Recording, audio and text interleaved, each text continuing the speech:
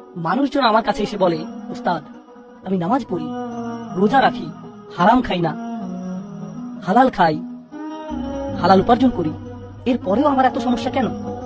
এত দোয়া করি, তাহাজ্জুদ পড়ি, সোমবার বৃহস্পতিবার রোজা রাখি, অনেক দোয়া করি, তবুও আমার কষ্ট দূর হয় না। এত সব ইবাদত করে তাহলে কি লাভ? সব ঠিক কাজ করছি, কিন্তু জীবনে সব ব্যাঠিক হচ্ছে আমার সাথে। বরং আমি যতই করি, যতই ইসলামের দিকে আসি, আমার জীবনের কষ্ট আরো বেড়ে যায়। বিষয়টা আসলে খুবই কমন। একজন তো আমাকে উল্টো বলেছিল, জানেন, আমি ইসলাম যত কম মানি আমার জীবন ততই সহজ হয়। মানে এভাবে বলতে চাই না, জানি আল্লাহ শুনছেন, আর সে এভাবে ইশারা করে দেখাচ্ছে। আমি তো ভাবছি এমনটা করে কি লাভ, ওই কোনায় যে কথা বলি যেন ফেরেশতারা বলবে, আরে আরে ওরা তো ওই কোনায় চলে গেল, হায় হায় এখন লিখবো কিভাবে।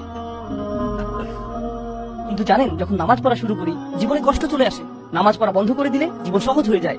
মানে এমনটাই হচ্ছে আমার সাথে। আমি তাকে বললাম, আপনাকে কে বলেছে যে আল্লাহকে মানলে জীবন সহজ হয়ে যাবে? কোরআন তো কখনো বলেনি। প্রবাদ আছে যে প্রজ্ঞার সাথে চলে জীবন ভালো হবে। কোরআনে কি এমন কিছু আছে? কোরআন কি কখনো আপনাকে ওয়াদা করেছে যে নেক জীবন যাপন করলে, সৎভাবে চললে, আল্লাহর আদেশ নিষেধ মেনে চললে জীবনে অনেক ধন সম্পদ হবে, অনেক আনন্দ খুশি আসবে? আল্লাহ কি এমন বলেছেন? না, বলেননি। তিনি বলেছেন, লাকাদ খালাকনাল ইনসানা ফি কাবাদ। কিন্তু মানব জাতিকে সৃষ্টি করা হয়েছে প্রচন্ড কষ্টের মাঝে। এরপর আমাদের উদাহরণ দিচ্ছেন তিনি। আচ্ছা ঠিক আছে, আল্লাহকে যারা সবচাইতে বেশি মেনেছেন তাদের উদাহরণ দেখি।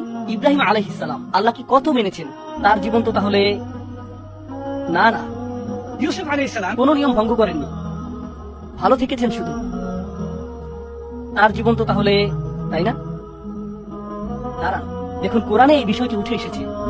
প্রচন্ড মহান ব্যক্তি যারা প্রচন্ড প্রজ্ঞার সাথে চলে তাদের জীবনও কঠিন হয়।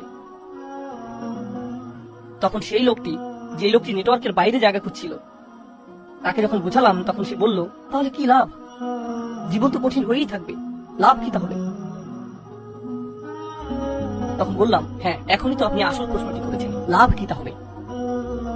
আল্লাহ আমাকে এই দুনিয়াকে আরামায়েশ করতে পাঠাননি, আল্লাহ আমাকে পাঠিয়েছেন পরীক্ষায় পাশ করতে। এর জন্যই তিনি আমাকে দুনিয়ায় পাঠিয়েছেন।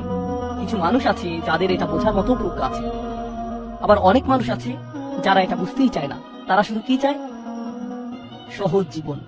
আর যারা এই সহজ জীবনের পেছনে ছুটছে তারা প্রজ্ঞার পথকে অস্বীকার করছে।